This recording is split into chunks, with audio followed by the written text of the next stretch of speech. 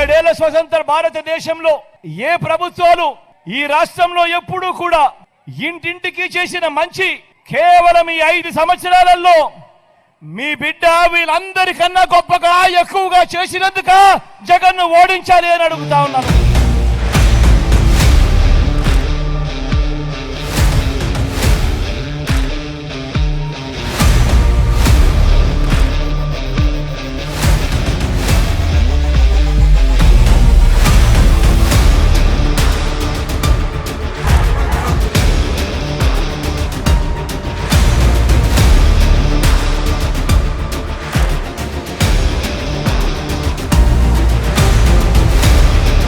ఎన్నికల్లో మీ బిడ్డకు వేరే కారణాల వల్ల ఏ కారణం చేతైనా కూడా ఓటు వేయని వారు ఎవరైనా ఉంటే అది కులం పరంగా కావచ్చు, లేదా వాళ్ళ పార్టీలతో ఉన్న సంబంధాల వల్ల కావచ్చు.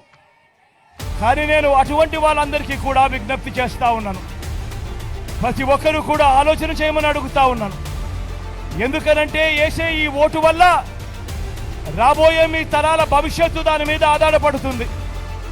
వేసే మీ ఓటు వల్ల రాబోయే 5 ఏళ్లలో మీ ఇంటింటికి అందుతా ఉన్న మీ పథకాల మీద, ఇంటింటికి జరుగుతా ఉన్న మీ అభివృద్ధి మీద మీరేసే మీ ఓటు నిర్ణయం అవుతుంది అన్నది ప్రతి ఒక్కరూ గుర్తుపెట్టుకోండి.